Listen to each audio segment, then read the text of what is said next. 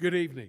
Welcome to the Charter Township of Van Buren Planning Commission meeting for Wednesday, March 11th, 2026. This time calling the meeting to order. If we could all rise for the Pledge of Allegiance. I pledge allegiance to the flag of the United States of America and to the republic for which it stands, one nation, under God, indivisible, with liberty and justice for all.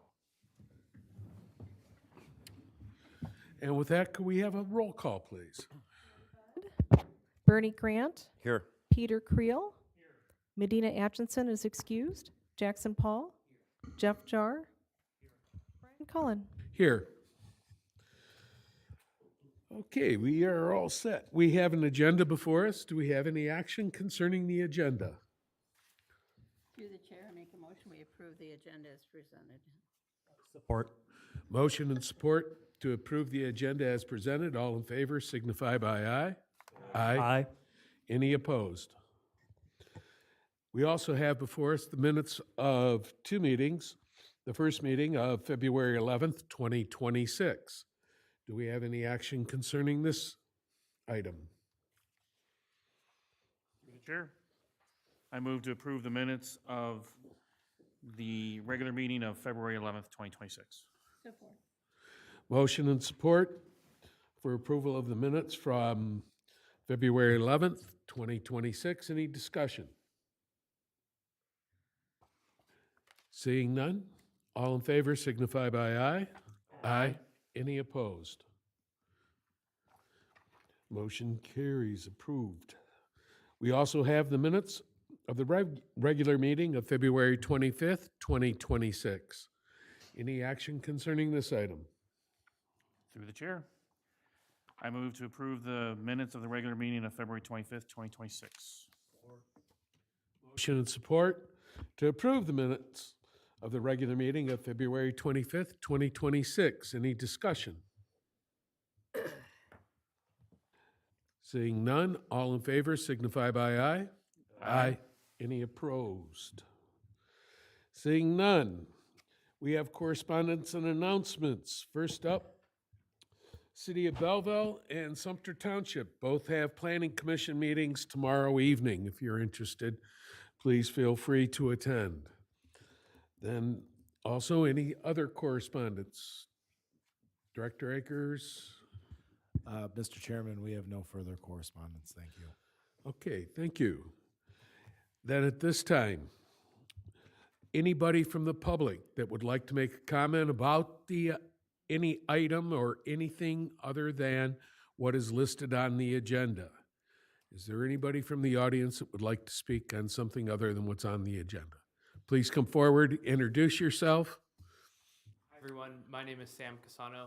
I represent RWE. I'm the lead developer for the battery storage project off of Rawsonville and Bemis Road. I just wanted to say hello, reintroduce myself. We submitted our preliminary site plan and our special use application in November. We had a staff review meeting in December, and between now and then, we've worked to update our site plan with all the comments from engineering, the fire department, and the planners. We resubmitted a couple weeks ago, and we've got our next planning review meeting next week. So hopefully that goes well. We're waiting for some comments to come in. But really excited about this opportunity and working with you folks. It's been a heavy lift from our side, and I know I was just talking to Andy how much he worked on this. So I really appreciate all the work that's gone into it so far to date. But just wanted to be a resource if anybody had any questions. Offer myself. We've reached out to the neighbors around our property, offered sit-down meetings, but haven't had a ton of comments. But yeah, just want to say hello and see if anybody had questions. Anyone? Quick one through the chair. Okay, pleasure to meet you. Through the chair, I have a super quick one. Sure. How big is it going to be, or as proposed or submitted? Parcel that we're working with will probably split it. It'll be around 48 acres, but the development itself with the batteries is somewhere like around 5 to 10, like for just the containers. But like our total impacted acreage or disturbed acreage is like around 20. 200.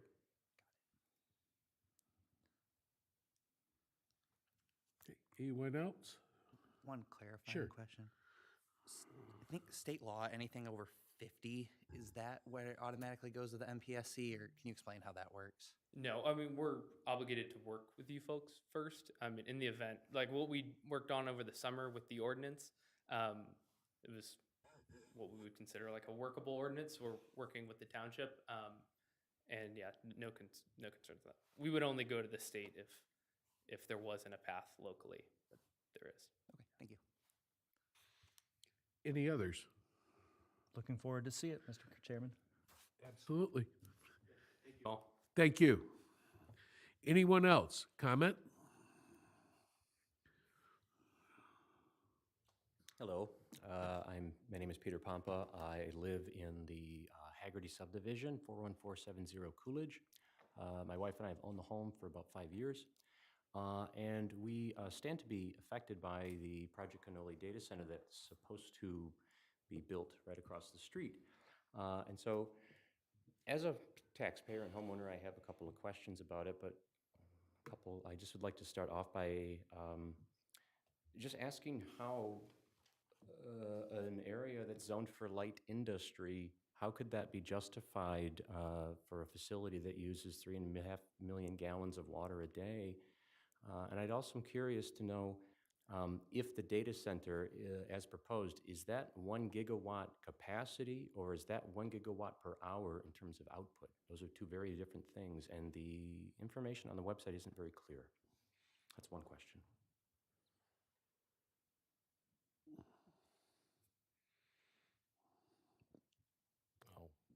Mr. Chairman? Yes. I think this is a public comment Comment, section. It's right. not a question and answer. I think Several comments, then I could just keep going. That's okay. and Yeah. questions will absolutely be noted. We'll And- write them down, yes. so if you want to just shoot them off to us. Sure, that's- sure, okay, that's so great. then, a couple comments then.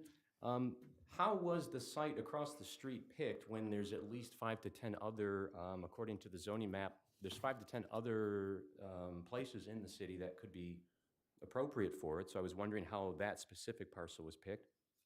The other one would be how a hyperscale data center could be considered light industrial. Those two things don't seem to make a whole lot of sense.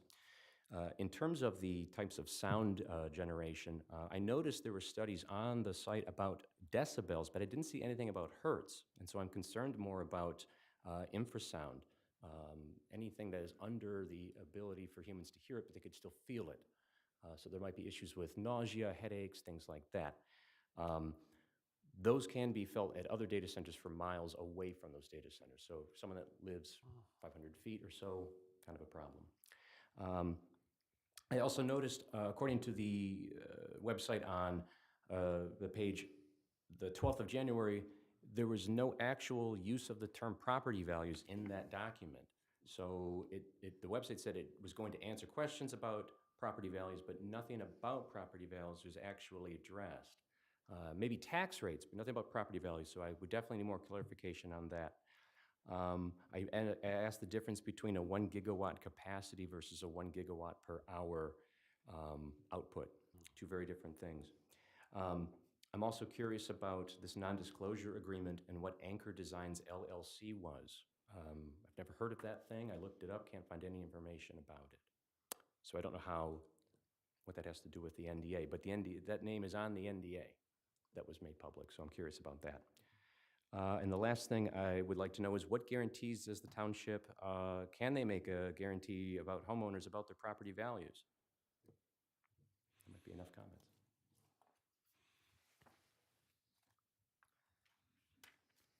Thank you. Is there anyone else?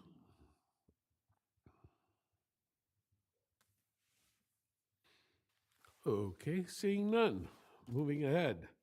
We have 2 items up for public hearing. The first item is the cul-de-sac length zoning ordinance, excuse me, zoning ordinance text amendment. Article 6, Section 6.111C pertaining to cul-de-sac length within the condominium developments. First off, we need to open the public hearing. Motion to open the public hearing. Support? We have a motion to open the public hearing with support. Any discussion? All in favor signify by aye. Aye. Is there anyone from the public that would like to speak concerning cul-de-sac length?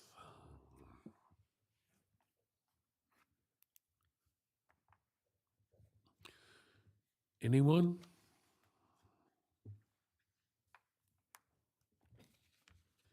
Anyone? In that case, Make a motion to close. we have a motion and support to close the public hearing. Any discussion? All in favor signify by aye. Aye. Motion carries. Second item up is a car wash zoning ordinance text amendment. Article 2, Section 2.02, definition 21, and Article 5, new section 5.147, automobile wash establishments. Although I believe what I've seen in the ordinance, that should be vehicle wash establishments. Yes, we are changing the name. And the public hearing. Through the chair. Move to open public hearing. Support. Motion to open the public hearing and support. Any discussion? Seeing none, all in favor signify by aye. Aye. Any opposed? Okay. Anybody from the public care to speak on the car wash amendment? Anyone from the public?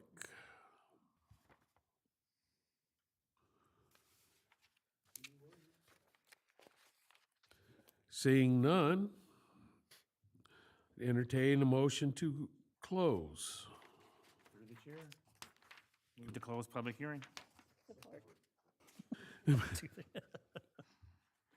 Motion and support to close the public hearing. Any discussion? Seeing none, all in favor signify by aye. Aye. Aye. Any opposed? Motion carries. Moving ahead, new business, no old business, so we dive into the new business. Item number 1, case 24-031, Costco Depot, West Dry Depot Addition, excuse me. Final site plan review. A request by applicant Ryan Hartsuff of MG2 on behalf of owner Costco Wholesale Incorporated to construct a 54,200 square foot dry depot addition and parking expansion. The site is located at 5860 Belleville Road. First up, presentation by township staff. Director Akers. I will turn the presentation over to our township planner, Vidya Christian. Thank you, Director Akers. I apologize if my voice sounds muffled, but I'm going to keep the mask on. So the applicant Costco proposed a west side addition to their existing warehouse and depot building that is located on Belleville Road. It is just north of the railroad tracks and south of Michigan Avenue. The site is comprised of 2 parcels with a combined area of 110 acres and is zoned M2, which is General Industrial District. The applicant appeared before you on December 11th of 2024. So it's been well over a year since they received preliminary site plan approval. Since then, they have been working on their engineering and other site details. So at this time, they're ready for final site plan approval. Your approval was granted subject to 16 conditions being met. I'll summarize those in brief. One of the conditions was to clearly label and distinguish between dock parking, bullpen parking, trailer parking, and tractor parking areas.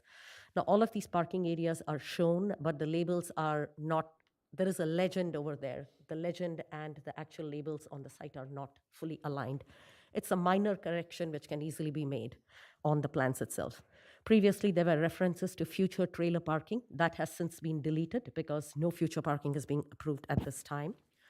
The applicant at the time of preliminary site plan approval received approval from the Planning Commission for their proposed plan to direct truck traffic so that they don't go down Belleville Road through our core downtown. The applicant has worked with the township for a plan and to educate all of the drivers exiting the site to direct them towards Ecourse Road and I-275 rather than Belleville Road. The green belt along the west property line, their west property line abuts single-family residential homes. These are non-conforming single-family homes because they're located in an industrial district. But the ordinance requires the provision of a 20-foot wide green belt buffer. Even though their trailer parking is at a significant distance from this area, we asked the applicant to put the buffer in for protection of the residents, and the green belt buffer is shown. All of the landscape calculations that they needed to do have been updated on the plan.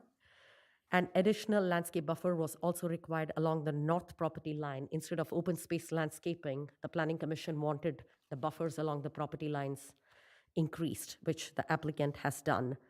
They have noted the proposed method of irrigation as automatic irrigation. They have labeled all the fences, the required number of replacement trees. No new dumpsters or compactors are being added to the site. The applicant was required to coordinate with the township and county for any modifications to the Belleville Road signage to direct truck traffic. So I defer to the administration or the applicant to just clarify this. And finally, engineering approval, I'll defer to the township engineer. Most of the conditions of preliminary site plan approval have been met at this time, except for minor labels on the site plan itself. So it's our recommendation that the Planning Commission grant final site plan approval for the proposed Costco Depot West addition located at 5860 Belleville Road, subject to inclusion of those labels designating the various areas in compliance with ordinance standards. I would be happy to answer any questions. Thank you. Thank you. Thank you, Chair.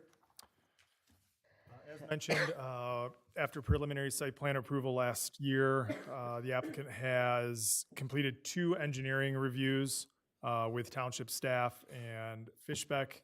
Review comments were provided in engineering review letters dated September 11th, 2025, as well as email correspondence between the applicant and staff on and around November of 2025. The applicant has provided a geotechnical report, which is dated May 3rd, 2024. The Eagle wetland permit that the applicant is working with Eagle is or was anticipated for completion in late January 2026, and maybe the applicant can give us an update on that, and that they should provide an updated permit to the township for record after completion. One other general comment, we have been working with the applicant to work through some dedicated easements on site, some of which were looked to be incorrect from previous installations of township utilities, and the applicant may be responsible for updating those, but we are still working with them currently as we get through the process. For public utilities on site, the applicant is proposing an extension of the 12-inch public water main that runs on the north side of the property all the way to the west property line, and as well as an extension of their 10-inch water fire loop extension around the building, or around the dry depot extension. The Eagle permit has been received already for this project. And as I mentioned, the only other comments we have is with the easements for the water main as they extend to the property. We asked the applicant to extend the water main. If you remember, long ago, there was a development on the east side of Beck Road that abutted next to the Costco, and this was a good opportunity for them to extend their water main for future connection.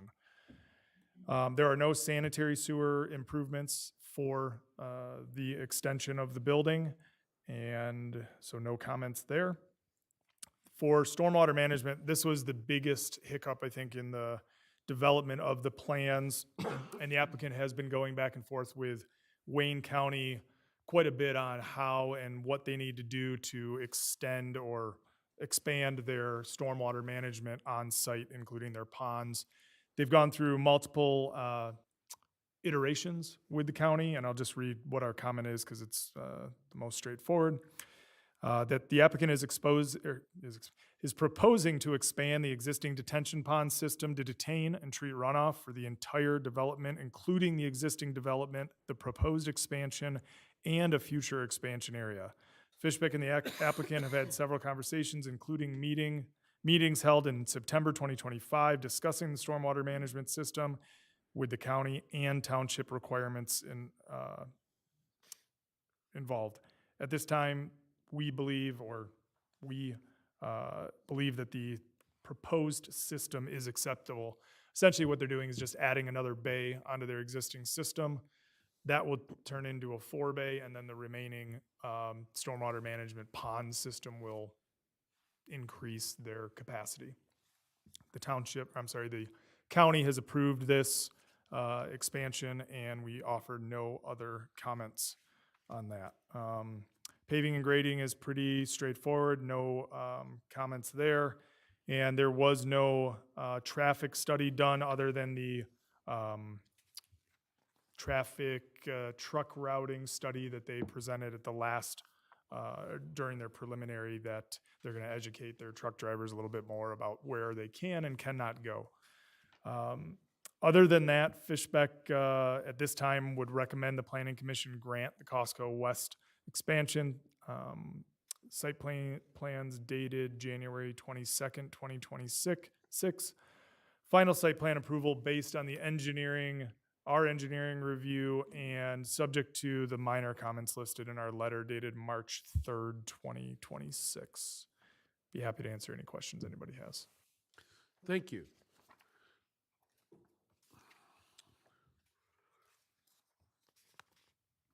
Andy Lenahan, Deputy Fire Chief, Van Buren Township. I did a site plan review for the Costco Distribution Center, and the focus of my review is fire department access and water supply. As far as access goes, the site is compliant. It's really just a modification of an existing fire lane access. So it was more than compliant before, so it didn't require any emergency vehicle plan for this particular project. As far as the fire lanes go, the designated fire lanes, they did show signage and striping, so they were compliant there. The water supply currently has 12 private fire hydrants tied to it. And with the 10-inch loop extension, they're going to propose 3 more additional hydrants. These more than will suffice for the required fire flow. And lastly, I have is, when it comes to fire hydrants, is that if they are out in a parking area or are subject to being struck, they need to be have approved guards or posts, bollards to protect them. And that concludes my review, and I'll gladly answer any questions. Okay, thank you. Now have the applicant. Hello, thank you for the opportunity. My name is Dan Free with B3 Companies. We're the civil engineer and representative for Costco tonight. I don't want to repeat everything that's been said. I think it explained everything very well. I'll fill in a couple of the gaps there. In regards to the Eagle wetland permitting, that's part of what has taken so long since the preliminary site plan approval. We're in the final stages there. We have a draft permit with Eagle and are working on the final steps for approving a mitigation plan, which will allow us to have that final permit from Eagle. And then Wayne County, we have the last batch of comments, didn't have any site plan changes, a couple of tweaks to some of the county drain documents that we had to do. I attended a county drain commission meeting a few weeks ago where they approved the drain abandonment. And as far as that's concerned, we're just waiting for the final paperwork from Wayne County as well for the permit from them. So this is really kind of one of the last steps here. We're excited to finally get under construction. Okay, thank you. Commissioners, questions, comments? Mr. Chairman, I have a quick question for DC Lanahan about the bollards. I know the condition is that if there are any hydrants subject to impact, that the bollards need to be approved. Were there any on the plan? Do they have to add bollards?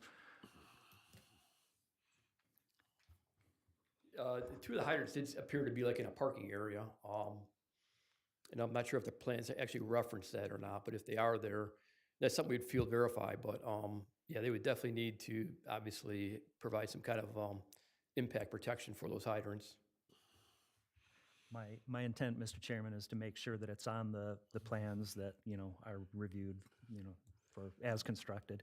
We will For the- note that and make sure that that's a comment that is addressed prior to the final issued for construction plan set.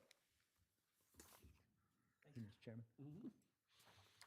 Anyone, anyone else? Comments? Through the chair. Do you have any concerns with the parking signage and striping and all of those conditions? No, that all is acceptable. And then in regards to the signage for, the on-site signage to direct truck drivers, as well as the signage at the intersection of E-Course and Belleville Road, that was recently installed. So, that should direct, or it does direct the traffic towards E-Course Road to prevent trucks from traveling past through Belleville. One last question for the Sure. applicant. I'm wondering if the applicant is okay with the analysis in the reports and is all right with the conditions that were detailed in? Find it all acceptable? Yeah, we find all those conditions acceptable. Thank you, Mr. Chairman. Anyone else? Comments? Last quick question, Mr. Chair, Sure. sorry. This is more for staff. Is staff comfortable with the few areas, doing administrative review for like the few conditions that still can be met? Yes, they are relatively minor conditions. It's just to ensure that the paperwork is accurate. Perfect, thank you. Anybody else? Comments? Okay, anyone from the public?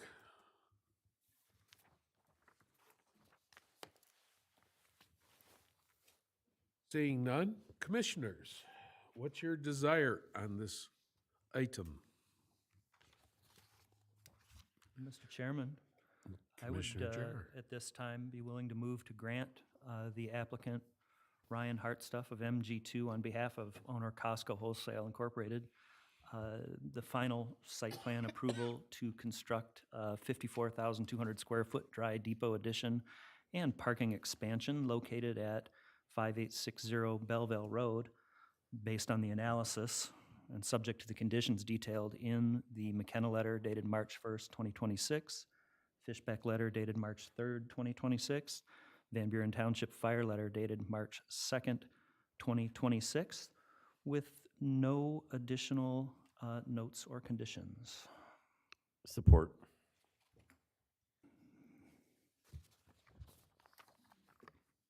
We have a motion and support. Motion by Commissioner Jarr, supported by Commissioner Grant, to approve final site plan. Any discussion on the motion? Seeing none, roll call vote, please. Peter Creel, Yes. Yes. Sherry Budd, Jackson Paul, Yes. Jeff Jar, Brian Cullen. So the motion carries. Yes, you have your final site plan.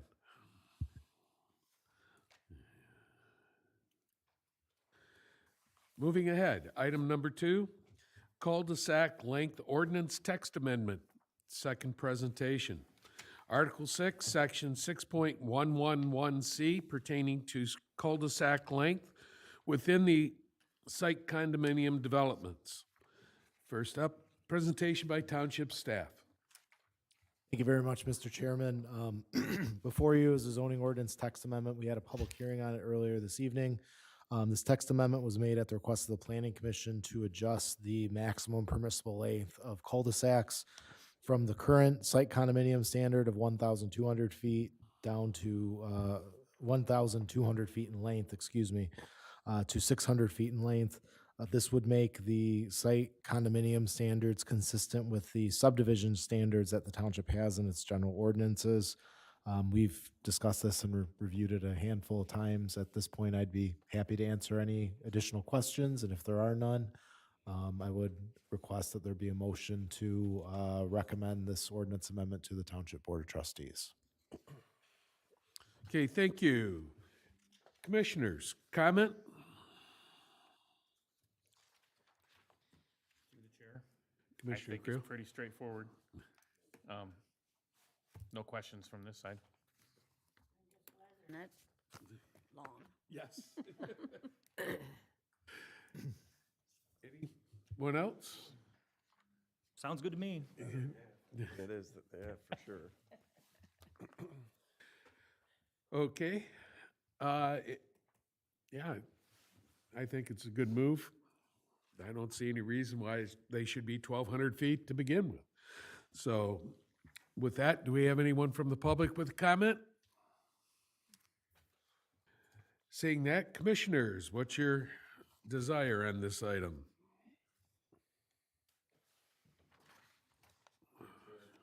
I'd like to make a motion to recommend to the plan, let's see, make a recommendation to town board to amend the cul-de-sac length ordinance text amendment, or text. Do you want me to say from 1,200 feet to 600 feet?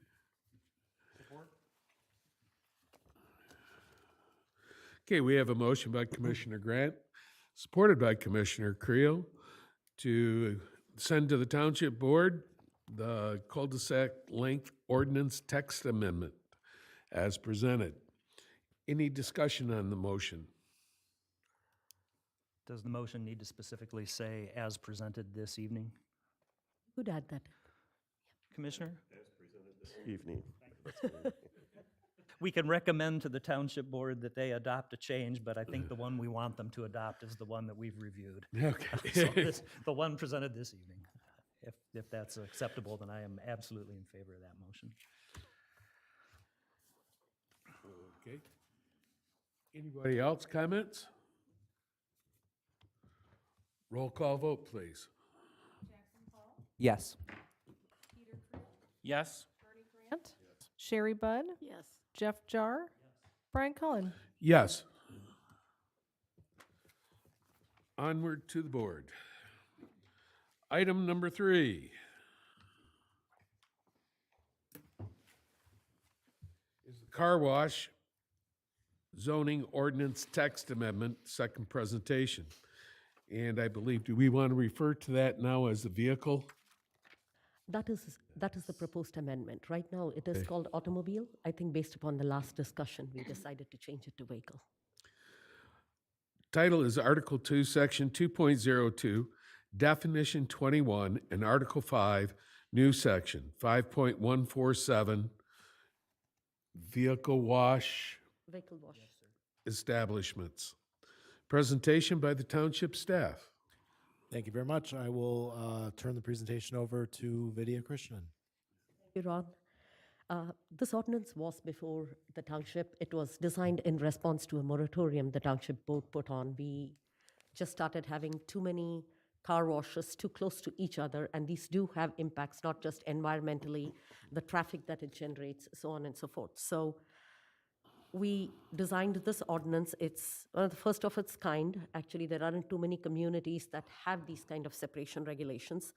The first thing we did based upon our discussion last time was to change it from automobile to vehicle so that it covers everything from passenger vehicles, sports utilities, vans, trucks, tractor trailers, RVs, all of it, anything that is a wash.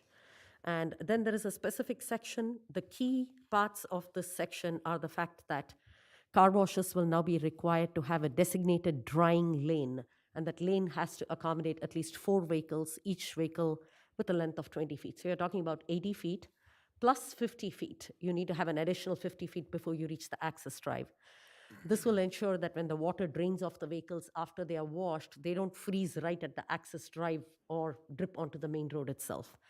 The other key feature of this is separation distance.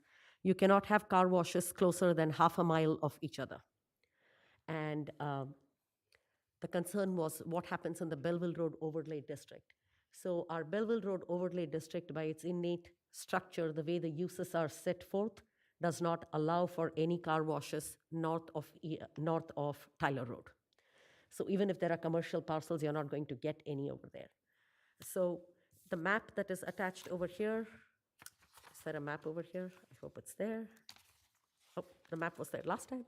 So the map basically shows you what happens when separation distances are there. If you look at the future land use plan map, there was a question, what happens if somebody rezones a parcel to a commercial parcel? There are a few parcels where it could take place, but those parcels are very small that they will not be able to accommodate a car wash. So we believe the ordinance, the way it is structured, would still allow for maybe a car wash on Rawsonville Road and one on Michigan Avenue at the west end, but that parcel is not really viable. But it protects the core downtown because we already have too many car washes in this area, up and down. We are also recommending an amendment to all the districts where the term automobile wash is used to change it to vehicle wash. At this time, if there are no additional questions or changes, we would recommend that the Planning Commission send this on to the Board of Trustees. Happy to answer any questions. Commissioners, discussion, comments?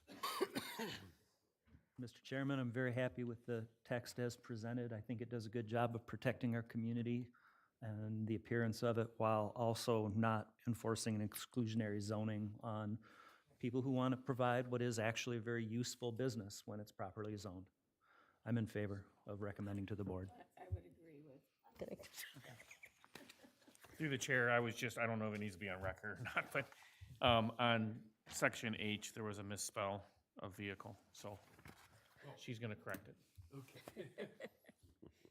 One more round through spell check. Never hurts. Never picked it up. I before. C. Anybody else, comments?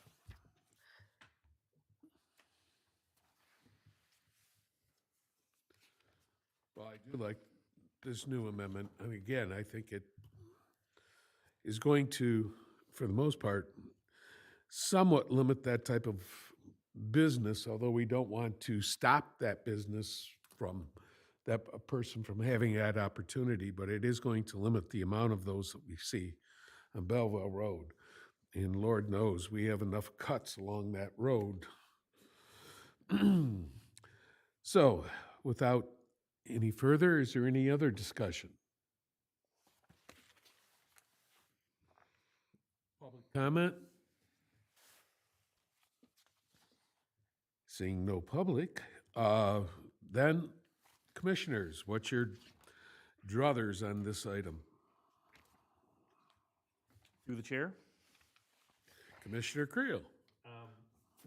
I would move to recommend to the Township Board passing the car wash zoning ordinance text amendment as presented by Township staff this evening. I support that motion. We have a motion and support for the car wash zoning ordinance text amendment as presented. Any discussion on the motion? Other than, you said car wash, and it's gonna be vehicle. Yeah, that's the only correction. Accepted. Thank you. So supported. Treasurer. So with that, any other discussion? Roll call, please. Sherry Budd, Yes. Bernie Grant, Peter Creel, Yes. Jackson Paul, Jeff Jar, Yes. Brian Cullen. Yes. And we're sending that one to the board.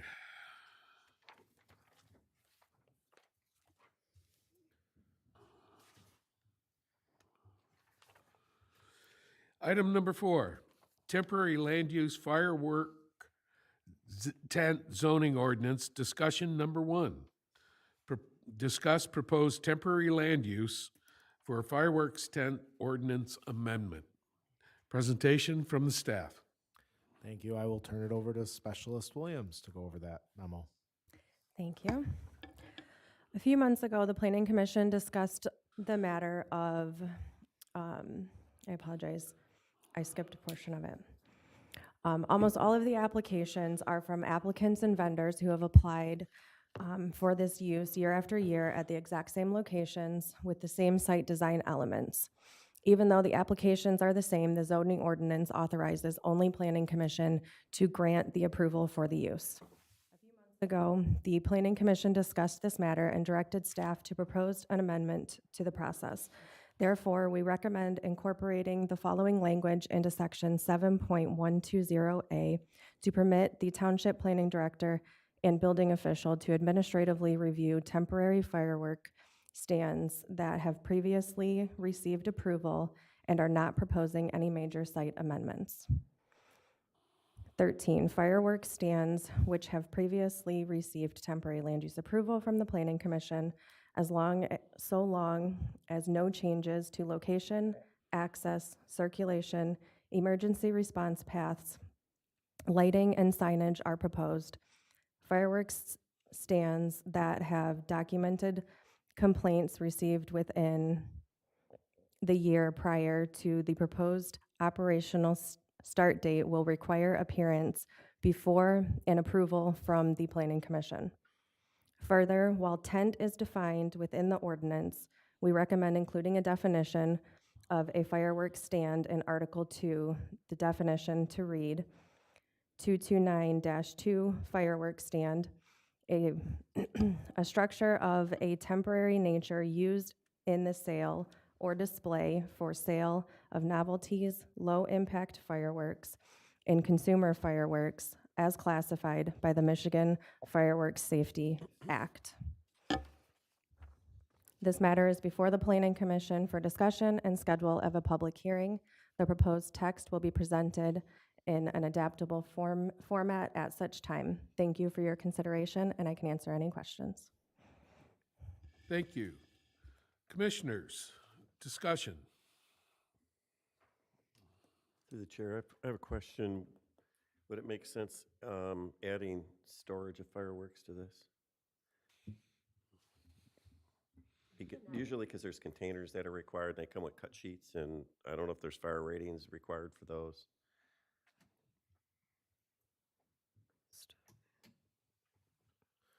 Most of these uses are for a very small duration, just a few weeks. So the Planning Commission had recommended this so that if there are no complaints and everything is exactly the same, then we can administrate. So we will add access, circulation, storage. They are typically containers, so yeah. Chairman, add I think that's a good idea to, if the containment changes, if they move to a different container, we Yes. should probably check it out. They come with no containment. They come with no containment, right, it should be in the language. We'll add that in. Through the chair. So this is really the intent of, it's the same applicant, the same company, at the same location, with the same requirements that the Planning Commission has already approved the year prior or in a prior year with no changes. Correct. Is that the, okay, I'm perfectly fine with it, because it's I just, believe, because it's almost like a rinse and repeat, right? So. yeah, I believe you have had phantom fireworks for the last 13 years, coming with the exact same plan again and again, so it Well, makes sense. The one for at it the to old be- Kmart location moved, I think, a couple years ago. They swung around. As of this year, he will not be in the township. He will be across in Ypsi Ypsi. Township? Yeah, Okay.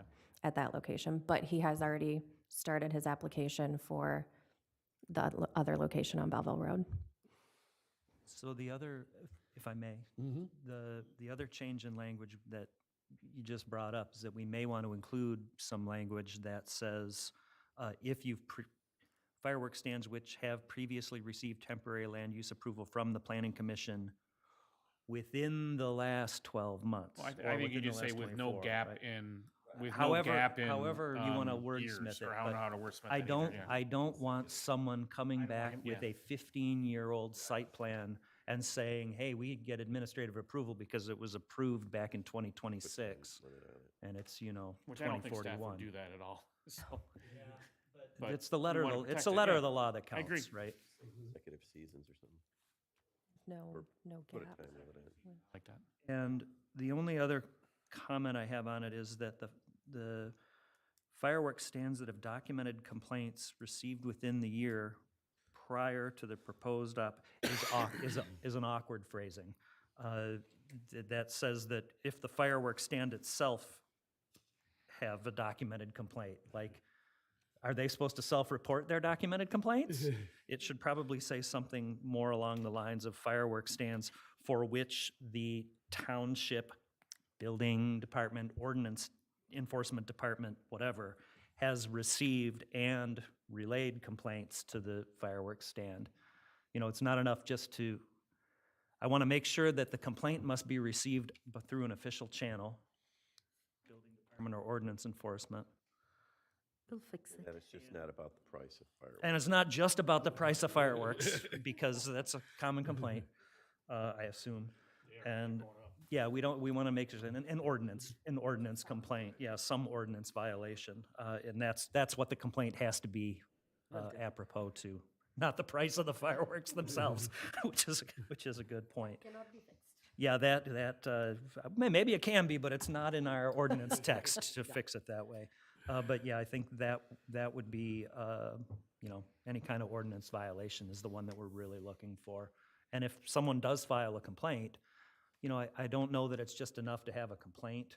If someone complains and says you had, you know, you guys were, pick a complaint. Yeah, people complain about all kinds of things. It needs to be a verified or, you know, a valid complaint, that it somehow wasn't compliant with the plan that we had previously approved. Does that make sense? Yes, it does, because people can complain that they're against fireworks in general, and then that becomes, it has to be. It has to be based on something to do with the actual use and the site itself, not merely a philosophy, if you will. Example, if the fire chief were to come and say, hey, we had a problem with this tent last year, we're definitely going to want to review it. And that would be a legitimate enforceable issue. That's my take on the initial draft of the text. We'll fix it and bring it back to you. If you would schedule the public hearing, you'll have the corrected draft. Anybody else? Comments? Anyone from the public? Okay, since there's no public. Commissioners? Mr. Chairman, I would move that we direct staff to schedule a public hearing for the updated amendment text. Support. We have a motion by Commissioner Jar, seconded by Commissioner Paul, to set a public hearing. Direct staff to set a public hearing. I believe this can be a voice vote. Yeah. All in favor signify by aye. Aye. Any opposed? Okay, Director Akers and Ms. Williams. Mr. Chairman, just Carry briefly, forth. thanks for bringing this up. I know the fireworks thing, it seems like a small deal, but, I always think about it, as soon as Phantom Fireworks come here and says, hi again, and I say, oh, geez. I'm glad. It's not that we don't enjoy It's not that we seeing- don't enjoy seeing our vendors, but I think we ought to be able to, this will help. This will help speed up the process for everyone. Thanks, guys. That's Yep. all I had to say on that. Thanks, Mr. Chairman. Good. Moving ahead, item number 5 for this evening. Non-residential PUD ordinance discussion. We are to discuss the non-residential PUD ordinance. Presentation from staff. Thank you. This item was requested to be added to a future planning commission meeting agenda on, I believe it was February 11th. So we brought it forward for discussion.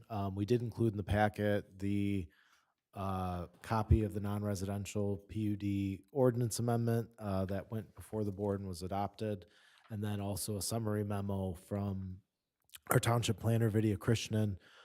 At this time, I want to turn it over to Vidya Krishnan to kind of walk us through the ordinance and give an overview. Thank you, Ron.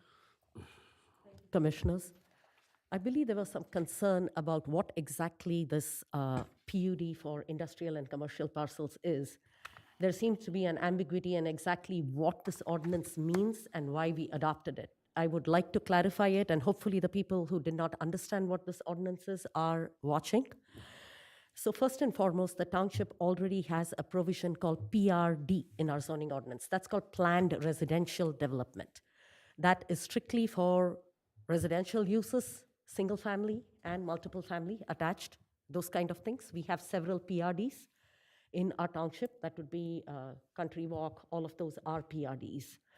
The township has got several industrial parcels that are left. If you recollect, last year, the township was certified as a redevelopment-ready community. Redevelopment-ready community literally means the township understands what its planning objectives are, what its goals are, and has got pathways to help direct the development towards that. We have several large-size industrial parcels left. These are all 50 acres plus. Most of these are heavily encumbered by either wetlands or trees. They have a lot of natural features on them. Developing them the conventional way, they can be developed, but that means taking out a whole host of natural features, taking out trees, taking out wetlands. They can do it, they just have to mitigate it.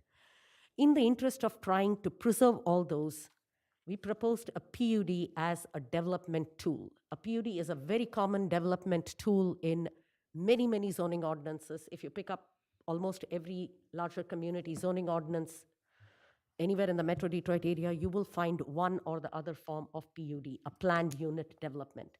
A planned unit development basically provides flexibility to a municipality to guide the development of a parcel when it is ensured that that development brings benefit to the community. So the ordinance that is before you, when a developer proposes a PUD, they cannot automatically become a PUD. They have to meet certain eligibility criteria. You don't just get it by right. There has been a lot of confusion about what use by right is. Use by right or principal permitted use means if you meet the requirements of the ordinance, you shall be approved. It's as simple as that. That's what Michigan Zoning Enabling Act says. You cannot impose requirements on a project that are not outlined in your zoning ordinance. For example, you cannot say, I do not like this particular use. What happens? For instance, you don't like car washes. You deny a car wash based upon saying, what happens if this building becomes obsolete? Well, your ordinance does not have obsolescence currently as a standard for review. It is a very valid concern, but if it is not in your ordinance, you cannot use it as a basis to deny a use. So that is a principal permitted use. If it meets the ordinance requirements, it shall be approved. Then you have special land uses. Special land uses means uses that can go into a particular zoning district subject to certain conditions and safeguards being put in to protect the community at large. It means these uses are considered appropriate, but they need mitigation measures. Then you have the development tool PUD, which is a very high bar to cross. For a project to become a PUD, an industrial or a commercial, as an industrial, it needs to have minimum 50 acres of contiguous land. If it's commercial, at least 10 acres of it. It cannot exceed the capacity of public services already available in this area. And that includes not just water, sewer, roadways, fire protection. The use that is proposed needs to be within the capacity of the system to already handle it. The Planning Commission will also review whether this PUD is in conformance to the master plan, which is the long-term vision for the community by the community, because the master plan is written with public input. The PUD is also evaluated for its economic impact, that it does not cause any adverse negative impacts to the properties that are surrounding it. A critical piece, what benefit does it bring to the community? And this benefit is very subjective. It's up to the Planning Commission and the Board of Trustees to determine whether you believe the benefit is worth the modifications that you are going to be granting. And finally, a PUD is also required to preserve natural features, the wetlands, the wildlife corridors, and the trees. So for a project to come before you as a PUD, the bar is very, very high. They have to meet a whole host of requirements, and even then, it is subject to subjective standards by the Planning Commission. If the Planning Commission is not satisfied that the project meets the eligibility criteria, you can deny the project. It is not by right, it is not even by special land use, it's an even higher bar than that. When you adopted the PUD ordinance, it merely says that a PUD can be requested in districts C1, C2, office technology, and the M1, M2, and MT districts. The PUD ordinance does not add any new uses to any zoning district. Your zoning ordinance already has a list of uses in it. The PUD ordinance merely allows for a mix of uses on a site. That's all it does. It's not saying in the guise of a PUD, you can actually slide in some more uses. No, that would become a use variance. We do not permit use variances. A PUD will only allow uses that are already there in your zoning ordinance in the underlying zoning district. It'll allow for a mix of those. For instance, you have a property that is empty, industrial transportation. A developer wants to propose a PUD on it. Not only the PUD that they want to propose is they want to industrial transportation is strictly distribution centers and large-scale warehouse. They want to propose some light manufacturing, very simple light manufacturing, some small machine shops. Under MT, which is an industrial transportation, you cannot do light industrial uses, even though it's a heavy industrial district. As a PUD, they can propose a mix of industrial uses on that empty zoned parcel if they meet the eligibility criteria. Once they meet the eligibility criteria, this zoning ordinance has got provisions for creation of woodlands, protection of natural features, creating buffers along all neighboring properties, reducing amount of impervious surface area, preserving open space. Preserving open space is a very important feature of the PUD ordinance. If you look at section 6.508, it clearly sets forth how much of it shall be preserved as open space, which is a tall order for an industrial site. You're saying that so much of it you cannot even touch. It also regulates frontage and access. It regulates traffic impact, pedestrian circulation, landscaping and screening, preservation and rehabilitation of existing structures if you happen to have any historic structures on the site. It also tries to control phasing so that if a developer proposes a PUD project and halfway through just walks away from it, you're not going to have an unfinished site. You're going to have enough controls and reserves in order to ensure either the property is restored back to what it was, or every phase of the PUD is complete on its own. So nothing looks unfinished and that somebody walked away midway through the project. And finally, it also has performance guarantees. So the planned unit development, this came up because of the data center and the misinformation out there where people thought that the township adopted a PUD ordinance in order to slide a data center through. No, the data center was never part of a PUD. The data center is currently a principal permitted use in our M1 and our OT district, and that's where it remained. The PUD ordinance did not change any of that. The PUD ordinance did not say in the guise of a PUD you can slide in new uses. The PUD merely is a tool which will still be useful on some of our properties that are on E-Course Road, which are large acre parcels. If you remember in your RRC, you have the 440 parcel. It's called 440 because it's 440 acres. It's massive. It's got wetlands, it's got creeks, it's got drains, it's got wooded areas. A PUD will help us preserve most of those and cluster the developments so that we can maintain as many natural features as possible. And there has to be a public benefit to it. So the PUD ordinance is actually a really good tool to have. It actually gives the township way more control over a development than you currently have. If a project comes as a PUD, you have so much more control over it than if it comes straight as a principal permitted use or even as a special land use. So this is a great tool to have in your zoning ordinance.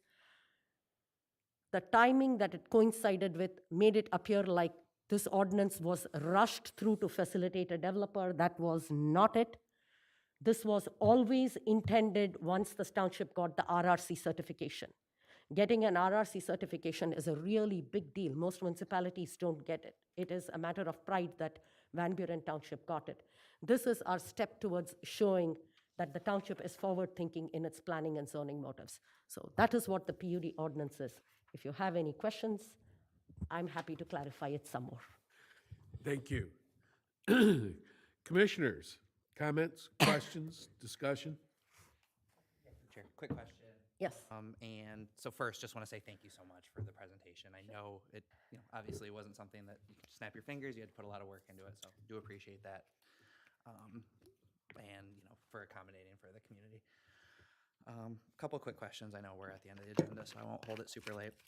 So just something we talked about, like maybe making a website or adding to like the Planning Commission website, like an FAQ document. Could you, I know that's not really a question. Could you just like maybe talk about, is that still part of the plan? Yes, so actually I'm gonna have Specialist Williams talk a little bit about that because that had been a project she had been working on. Yes, I've been working with some other people in our office, and we are trying to find the best way to post it on our site. We believe if we have like a document that we can edit but pops up to everybody on our Planning Commission page, we can do an About the Planning Commission. We can edit one for projects that have a list of our projects, what stage they're in, if they're on an agenda, what the last agenda was that they were on, the next steps. We have a development agreement or a development guideline that we already have on our website, but there's pieces of that that we're going to take out and post so people can click on it. If it's a special land use, they can click on it and see what the steps are for a special land use. If it's depending on what they want to know, it should all be there in a more accessible document that anybody could find and hopefully understand. Welcome. Commissioners? Yeah, I want to add on to this one here. With regard to posting online, you mentioned something about posting upcoming projects. I would suppose that you may want to start posting them when they start interacting with the planning department actively in the design process, which would be prior, typically months prior to application. The problem with that is 1 out of every 10 projects we talk to actually comes before you. A lot of people are they have all these fancy ideas. They come, they talk with us, they meet with us 2-3 times with a concept plan, and when they go over the zoning ordinance, they're like, we don't want to do this. They walk away. Our worry is if we post everything that somebody has just got an idea about, it's going to get people so upset about something that is never going to come to fruition. No, I think there's a difference between everything and items that look realistic. I mean, when someone shows up to the planning commission or the planning department says, hey, we want to work with engineering, and sits down with people, you jump into these meetings typically. I mean, you'll know pretty much then the realism of something like that. And I more or less want to point out things that might be impactful to the community rather than, someone coming in and saying, hey, I want to open up a balloon shop and, that sort of thing. Items that would be potentially impactful to the community, I think, should at the very least be posted once the Township Planning Commission, Planning Department starts to look at some of these projects seriously. It's a tough conversation only because, I mean, there have been instances too where, and it's really large industrial projects where we see this a lot, where I've had projects when I've worked here where we've gone through that same, evaluation, doing water and utility capacity, where we have spent months and hours and hours and hours. And what some of them will do is they'll look at sites concurrently in, Michigan, Indiana, and Ohio. They'll do their due diligence on all 3 sites, but maybe they're really targeting Indiana and they're trying to leverage more of an assist through Indiana. So or Ohio. So I mean, there have been projects where we have spent dozens and dozens of hours, thousands of dollars on due diligence and answering questions only for them to say, sorry, we're going somewhere else. You could list it as potential projects. I mean, you could strike it off the list. I mean, I think it's pretty clear what I'm asking. I mean, you're not going to create a list of 100 items. You're just going to make people aware of things that are impactful to the community where they might want to come into one of these meetings and talk about items that aren't on the list, but early on, so that, quote unquote, the transparency is there. Otherwise, they don't feel there's transparency. Well, the other concern too is that a lot of times, we don't get the full picture when we meet with them always. So if we put up, say No. there's an MEDC project, no, and I understand where you're coming from, but say you say MEDC project, Alphabet or whatever, they're going to put out information and they might say, well, they're looking at doing an industrial user, they're looking at light manufacturing, we didn't know what utility capabilities are. And so we don't always have all the answers for something that's going on. And, sometimes, when we have public interactions, if we don't have answers, It's been my frustrates people experience also. more. There was a time when a developer told me, I do not want you to discuss this because the moment they know we are looking at the property, they're going to hike the price up because they're looking to purchase a property. And if they know a developer is looking at it, the price goes up. So they're like, we are just, checking. So it becomes a very difficult situation in which you're specifically being told. And then if we put the news out there and the property price goes up, I don't want the developer to come back and question us and said, it's because of you. Well, I think you could be reasonable about it, make it, rather than say nothing. I think you could, take a look at a project and evaluate it based on some of that criteria. If it's that sensitive, depending on the impact to the community, if it's that sensitive, just don't, maybe. So for example, we have looked at a site plan, almost final site plan we have looked at for like 3 times, and then they have gone for the last 1 year on Huron River Drive. It's a massive wedding banquet hall venue with over 500 cars and all that. They have the whole thing designed. They're going to change the road, put multiple. It's an impactful project. We're not sure if they're ever going to build it because they have met with us so many times. But the problem is, once you post it, Ron's phone will ring off the hook because everybody will keep calling and emailing saying, I want to know more about the project. You cannot get to the projects because everybody will be emailing and calling you. So I think the idea behind this is to try to figure out how to be more transparent on projects before they're actually in the bucket of, hey, you have no choice. Maybe. I understand where Commissioner Grant's coming from, but if I look at it from a private sector, if this was a public sector property, I could see transparency from the get-go. If I'm looking at it from the business side, it would almost deter me to do business with Van Buren Township if I want to develop in the township, and if I have one question of electric supply, water supply, feasibility, what's my ordinance, XYZ, and then if I'm big pockets, then somebody's going to make a judgment whether to publish me on a web page that I'm interested in this project, and I may not want to even think about it. I would just be leery of that because I don't want to deter developers, right? Because if I want to keep it quiet, and I'm going to use, I don't even know what property the planner Christian was talking about is,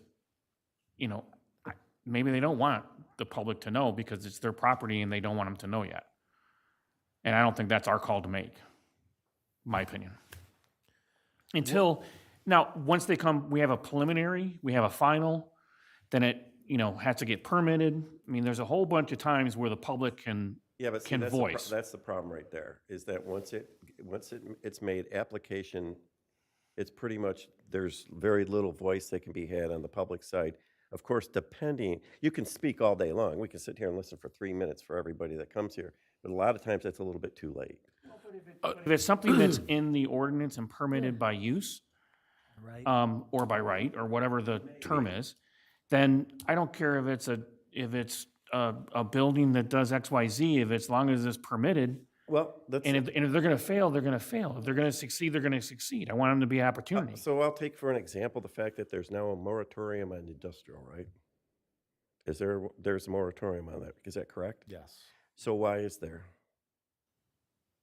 What do you mean, why is there? Why is there a moratorium on the industrial? Why did we do that? Because there was so much concern about the definitions, and the Planning Commission had directed, so once. Why didn't that happen last summer? Because the point I'm getting to is, there's a very impactful project coming to this township that was well-known ahead of time, that could have been made known to the residents, whereas maybe, hey, that moratorium should have happened way back then before application was made. And then something could have been done about the project and how it impacts everyone.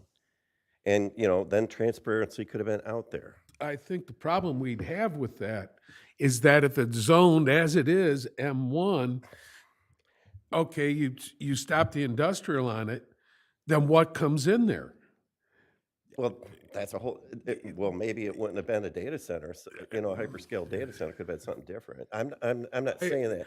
I understand it, but to release it before it's an application, and I understand where you're coming from as far as, but to release something that's going on before it gets to the application phase, it may never happen. And then you're going to put public out there, they're going to be all over everybody on something that's never going to transpire. As they were just saying, and both Ron and Vidya has said, they've sat and spent hours upon hours that looks like a project's coming in that doesn't.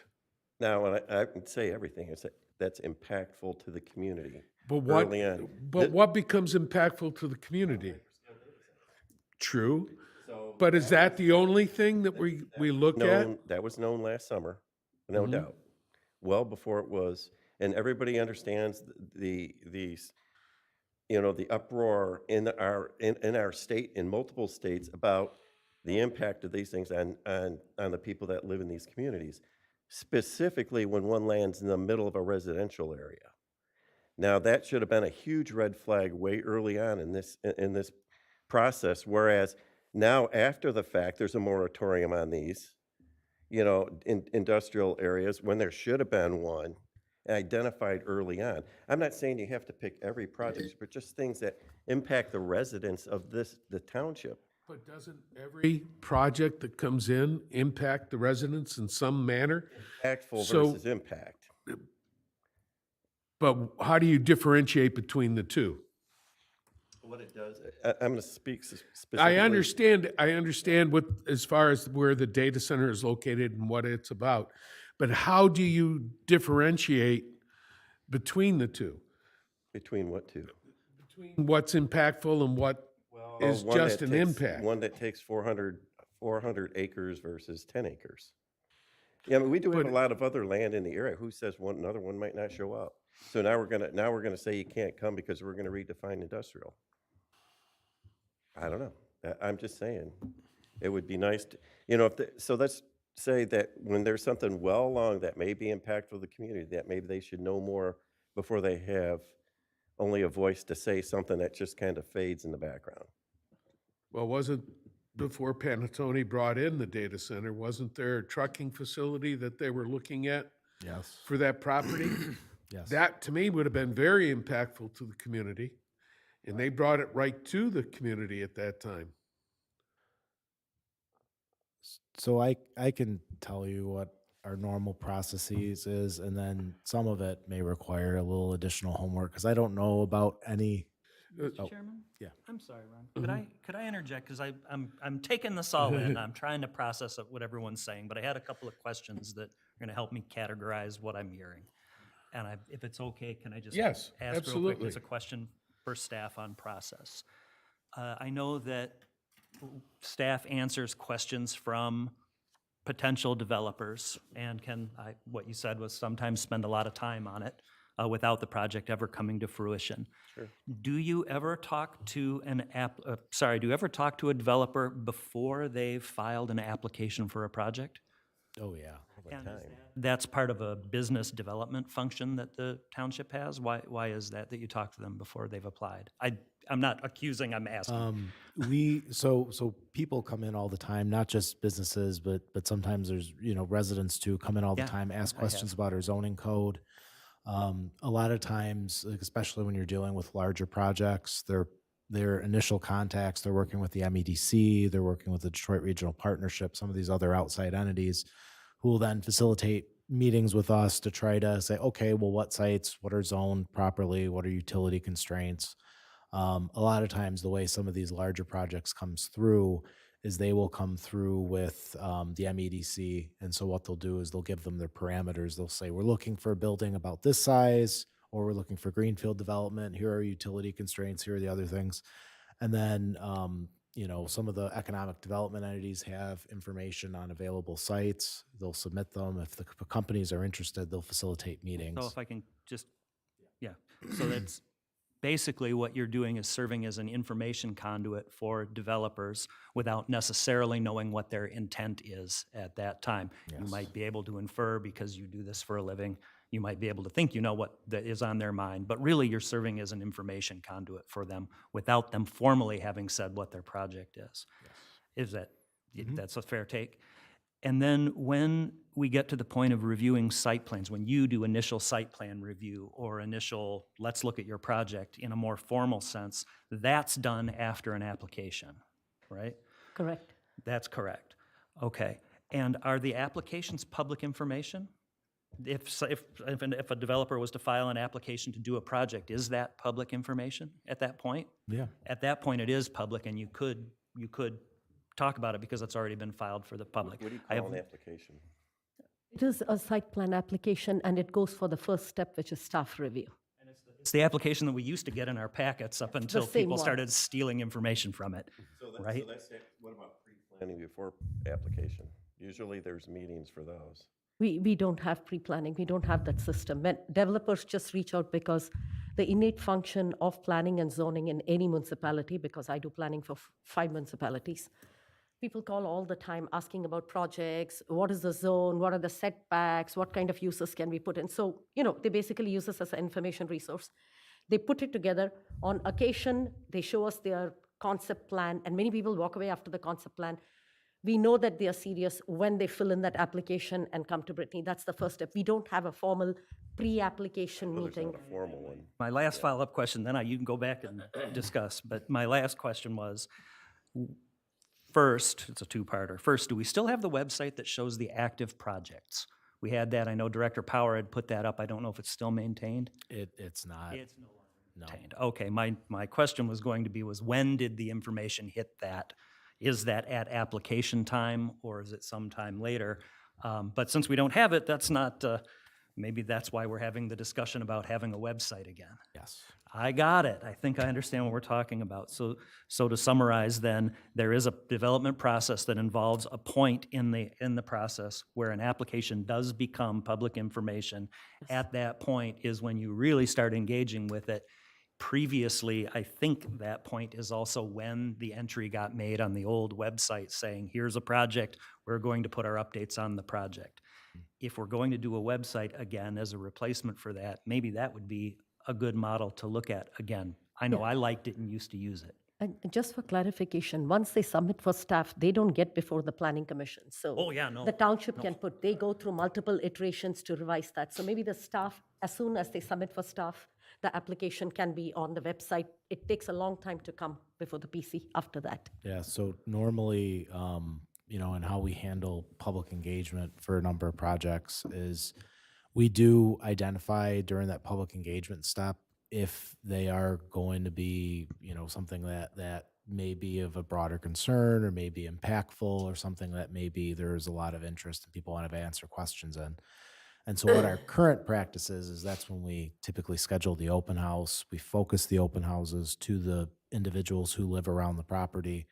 And, we usually send them mailers or do invitations, and that's usually done before the staff review. They would submit an application that's done before the staff review, and those are things that are usually communicated up front to the applicants as we're having those informal discussions. We will let them know we're going to expect this out of you. So, there is an opportunity for some of these projects, I will say, to do maybe additional open houses or some more robust engagement prior to starting some of the staff review procedures or starting some of those other things. There is opportunity, of course, to expand that after you get an application or after you start reviewing it. But what I was going to say was, I'm not sure. I don't know of any municipalities that have a really good setup for kind of notifying people before formal applications are submitted or before you get some confirmation that an applicant's ready to move forward. Just because, Ms. Christian said, sometimes there's land speculation, there's other issues, sometimes that they're publicly traded companies, the announcements can violate SEC standards or other things. I mean, there's different things and factors that come into consideration. I have never seen open houses done for projects in any other municipality for a large-scale project other than Van Buren in 27 years. I mean, the fact that open houses are done here to seek public feedback outside of a regularly scheduled planning commission meeting is exceptional in the community's effort to keep connected. I have never been part. My first time was over here when we are doing like the Stellantis or the Hampton Manor when the assisted living facility came, and the recent projects to try and this. That's not typically how the process is done at all. So I think it would be standard in most communities, though, don't you? Should be. should, but it's not. I wouldn't think that, because as an appointed member of a commission, I'm supposed to take a plan that's been ostensibly reviewed by our staff and is representative of what the applicant wants to do. And I'm supposed to apply the ordinances as written, not as how I feel about them, but as written, to the plan set in front of me. The open houses, frankly, don't really help me that much, because that's not information that's necessarily being presented in the meeting in which I'm supposed to be applying the information I have. You know, there's Michigan Open Meetings Act. I'm not allowed to go to the developer and pull him into a room and say, now, look, tell me what's really going on. I'm not allowed to. You can't either. You know, so having those out of the formal meetings, I mean, it actually worries me a little bit sometimes when I see those. Well, and I'll be frank and honest, behind the scenes, like a lot of the engagement and a lot of the comments and questions that we get, outside of these or even during those meetings, we give those comments to the applicants and we let them know, you guys better be prepared to address X, Y, or Z. Yeah, absolutely. Because absolutely. you're not going to have a good evening if you don't. Yeah, I mean, I think those open houses are fine for collecting the sort of questions and for giving the applicant a chance to hear some early feedback from the public. But for me as a commissioner, I would rather have it presented in the proper forum and let me weigh the information as is presented. I don't necessarily need the early hearsay. I don't get paid enough to go to all of those meetings, And I will say too, like our goal as we go through these initial processes and even as we go through staff review, I really try to make these meetings go as easy and as smoothly as possible. We want to try to button up or address every outstanding issue that we identify prior to them coming before the planning commission. Actually, every concern that we get, that Ron or Brittany get through an email from a resident or something, we actually consolidate all of those and immediately pass it on to the developer and say, these are the questions. I'm sure you all Every see. single. I'm sure you all see me writing furiously every time someone is throwing questions at us. We and do too. In you the do public too, hearing, and those when- questions get back. When you know? people come to public comment, whatever comments they do, when we take down notes, we make it a point the same week to pass it on to the developer and tell them, these are the questions that came up. Yeah. You better be prepared to answer it at the PC meeting because the PC will expect answers. We do that. And I, I understand your need for transparency and where you're coming from on that, Bernie, but I think we run into a problem from that being, we don't necessarily know if that's going forward, as well as the fact that if it's a permitted by you or by right, there's not a lot we can do. Where the public needs to gain their information is to understand what our zones are and what is permitted in there.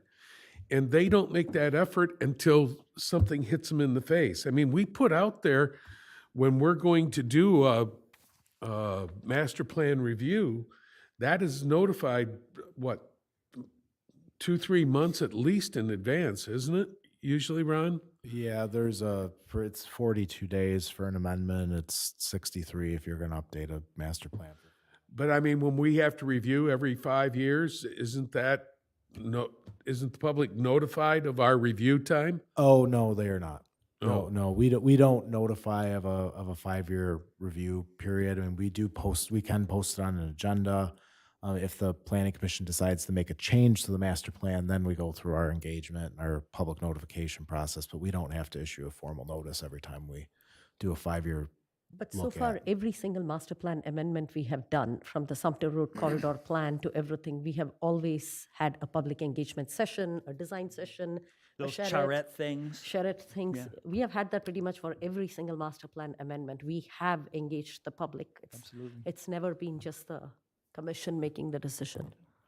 Hey, since we are talking about the PUD, and that is supposed to be the topic of our discussion, not necessarily just transparency, I want to point out that the PUD is, as I said, it's a tool, but it's not a carte blanche tool. Just because there is this PUD, it doesn't suddenly mean that anyone wanting to develop on a parcel, if they say PUD, then we get to sit in a back room and wheel and deal and figure out, hey, what are we going to build? That's not how the process works. This right here has a and it's in the second page of this, a very specific set of rules that we are allowed to modify, and we're only allowed to modify those 8 sections if the sections, if the individual criteria are met. So if they, let's say a developer, we would really like them to maintain a lot more open space, but they can't because they would need more lot coverage. Well, if they can convince us through this PUD that it's innovative, it grants public services, it meets all the requirements, what it allows us to do is specifically, we could say, change the lot coverage requirement as long as it met the very high bar criteria that allowed us to do it. It's actually a very difficult process to do a PUD because of the amount of diligence and the amount of work that has to go in order for a developer to get any one modification. But our feeling is that sometimes, if that means we can preserve the bulk of a wetland, it might be okay to say, you know what, 10 feet further to the setback and we get to keep a 100-year-old oak tree might be a good trade-off. And that's what the tool is really meant to do. It's not meant to be some kind of open door that lets you build anything anywhere you want to as long as you can come and make your case. That's not what it's for, right? Also, just to be clear too, it's only a tool that's elected to be used by a developer, or whoever else is developing, period, if they're trying to combine lots and mix type of uses. So essentially, not to be a Debbie Downer, but it could sit there forever and never get used. Yeah, absolutely. Or never get used, yeah, that's true. No, I'm not talking about personal, I'm talking about that ordinance. It could True, sit there and never get true. used, Right. absolutely. But it is a tool that sits in our toolbox. And on top of that, I get a question for mixed use. So if you had somebody putting into a M1, let's say, and it's light industrial, and they want to provide maybe an up lot, a front lot, would that PUD allow them to maybe put something commercial in there as a mixed use? Yes, if the PUD, if they meet the eligibility criteria and for it, yes, they would be allowed to. But that'll be a determination you will make. I was thinking something like if they wanted to put a small restaurant or something like that to allow access for their employees or had somebody that was looking in that direction. So that the way it sits now, they couldn't do that. No, they couldn't do it on the straight zoning. That's why the PUD helps. And you're right, the PUD ordinance might be there and no project might ever qualify for acceptance as a PUD. But if ever you want to use it, the tool is available. We prefer them to use it, I think. I think so, generally. That's my opinion. Through the chair. Yes. In that same vein, kind of the opposite. Would, let's say, a parcel, I should know, M1 or M2, which one's more intensive? M2. M2 is more intensive, right. It always seems like more intensive should go first. So let's say we have an M1 parcel. Okay. And they apply for a PUD. Are they able to then use that parcel for M2 uses by combining it, or does it have to go with like the least restrictive zone property that like sits on the property? Does that make sense? No, you don't have to go with the least restrictive. So as a PUD, you will be allowed to mix the uses, but you will make the determination whether the use that they're proposing that possibly under the ordinance qualifies as an M2 use, whether it fits into the location where it is being proposed. So the key is when you approve a PUD, the zoning map changes. That parcel will be now called PUD zoning. It's no longer M1 or M2. Its zoning is PUD. Krishna, could I, just a clarification, if the parcel in question was only one M1 zone, there was no M2. It was a single parcel, and they said, we want to do this as a PUD because we don't like our setbacks, but we're willing to save an oak tree. Would they be able to do M2 development on the M1 parcel? It's not one of the underlying, M2 not being one of the underlying zones. That says to me that I don't believe they can, right? If it is consistent with the master plan for what the industrial uses are, you will be able to approve a mix of uses. Only planning commission approval. Oh, yeah. Absolutely. Planning Commission would have to recommend it to the Board of Trustees, and then you'll have to have a PUD agreement. A PUD agreement is recorded permanently with the property. And if the property is sold, future owners, they're all bound by that one PUD agreement itself. Both the grants and the limitations of it, not the commissioner grants, but the, Are they subject to public hearings? One more quick one. No, go ahead. Just through the chair, I just wanted to clarify before I spoke. In order for the planning commission to recommend a PUD, or a commercial PUD, non-residential PUD, there's a public hearing. Right? So it is gonna have, if we use PUD as a tool out of our toolbox, in order for us to accept it, recommend it to the township board to approve it for a development, there's public hearings that are gonna be throughout. So I think, to clarify. I do remember a PUD goes back before Township Board twice. Preliminary PUD approval at Planning Commission, at the board. Final PUD, once again Planning Commission, once again board. So the applicant will have to come 4 times through.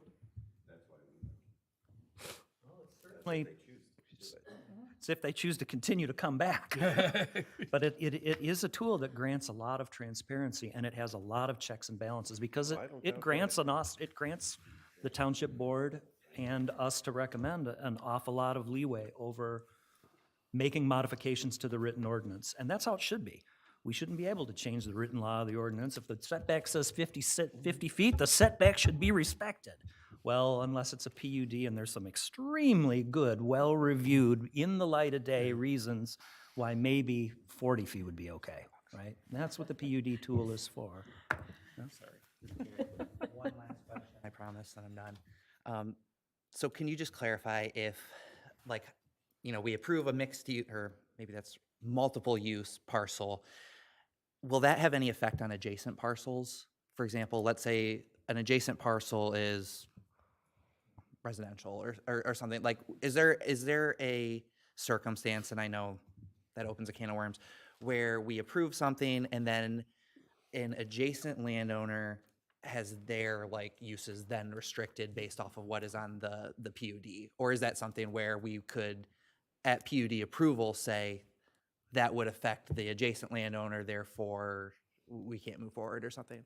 Yeah, so the PUD eligibility criteria is, one of the eligibility criteria is a PUD shall not result in an unreasonably negative impact upon surrounding properties. If you feel it's going to adversely impact, that would be a reason to deny the request for the PUD. So you will have full control to say, okay, the mix of uses is fine, but we feel these uses are too intensive next to the residential. We do not believe it meets that criteria, so you're not eligible for it. And that can be a little subjective, it sounds like? It is subjective. A few of it is subjective criteria. It is subjective, and when we were, I worked on the subcommittee on it, and that was one of the things that we wanted to put a lot of guardrails on. I'm not a fan of subjectivity. I like a written ordinance. I like to read it and I like to follow it. But I understand there's a time when subjectivity is important. Yeah. But I don't want anyone or any ordinance to hand me a blank check that says I get to dictate however, what the conditions are.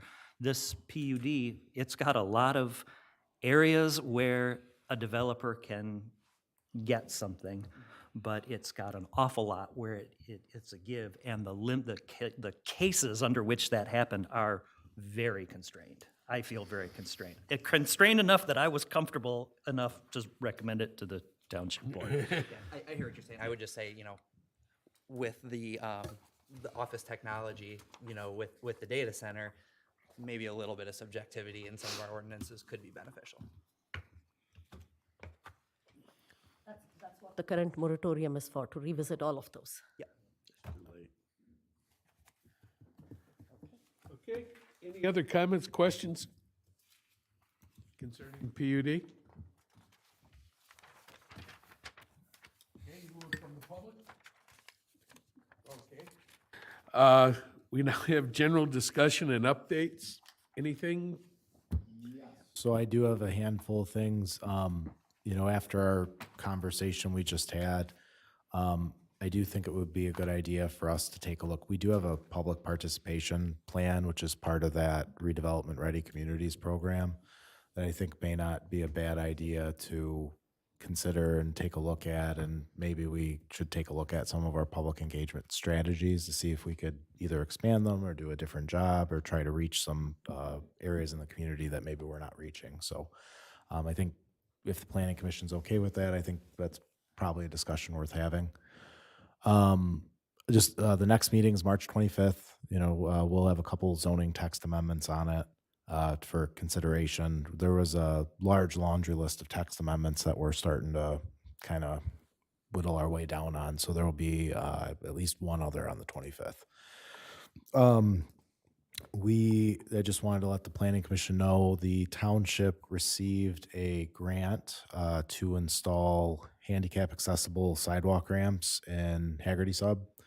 So that's going to be going before, the contract's going to be going before the board next week, and working with Fishback to get a proposal to do the compliance. The grant was through Wayne County CDBG. And then the last thing I wanted to announce, or I guess maybe announce is the wrong word, but I just wanted to highlight is that our township planner, Vidya Christian, is going to be retiring at the end of the month. I've worked with Vidya for a long time, and I've learned a ton about Vidya, and honestly, she is one of the, nicest, most professional, most knowledgeable people I've worked with in this field. Somebody who I really enjoy working with. So we're sad to see you go, but excited that you're able to retire and move on. Which month? End of this month.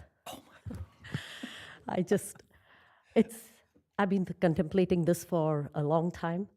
I just thought the time is now right for me to focus on my health and my family. I've been doing this for about 27 years, and I was telling Ron, I was roughly calculating. On the lower side, I have attended about 1,950 night meetings.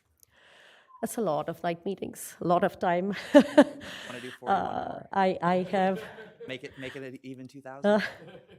That was on the lower side. So, yeah, I have worked for a lot of communities on a lot of projects, and Van Buren will always remain very close to my heart. Van Buren was my first client when I started working, and I have worked here till the last. I started and finished my career here. I take every development that comes here very personally. I try to give my best to every single project. I love it. I feel such a sense of pride when I drive through Van Buren, seeing things going up or things being built the right way, and knowing that the buildings that are built here are better than any I have seen in any other community. You have a very strong planning commission. It's been an absolute privilege working with all of you, and I will miss you, but I'm very excited for this next phase. I have a lot of hobbies and projects, which will probably take me another 100 years to finish, but I'm very excited about it. I will always be there. I've told Ron, you have my phone number. You need any background information on anything, please just pick up the phone and call me. So thank you all so much for giving me an opportunity to work with you. McKenna will have a new planner assigned. I will bring her with me to the next meeting to introduce her to you. And I will be available as a resource to her anytime she needs me till she finds her legs. You did all this without our vote. Without? I said you decided to make the retirement without our vote, whether we would allow it or not. I expect a unanimous vote. I don't think anybody would have voted yes on that. Thank you so much. It has been very much a great pleasure having you as our planner. Agreed. I don't know what more we can say. It's been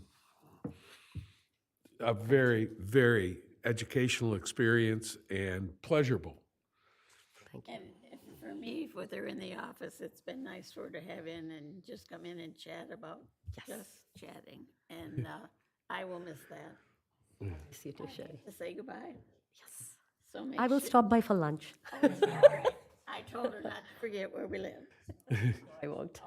I'm just gonna miss being told, no, Jeff, that's not how it works. Yes. But I'm sure that is. No. Anyway, thank you, Vidya. It has been very educational, and I hope to continue on in your Van Buren Township legacy and keep things going in the direction you've pointed us. So, That's good. I'll Very come and cool. sit for some of your public hearings on the other side.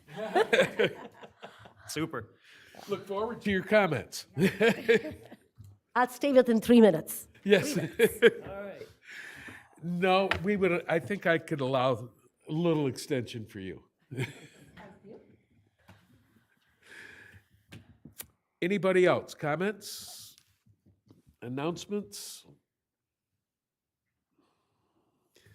In that case, I would entertain that motion for Through the chair. Creel. I move to adjourn the meeting. We have a motion and support to adjourn. All in favor signify by aye. Aye. Any opposed? Meeting adjourned.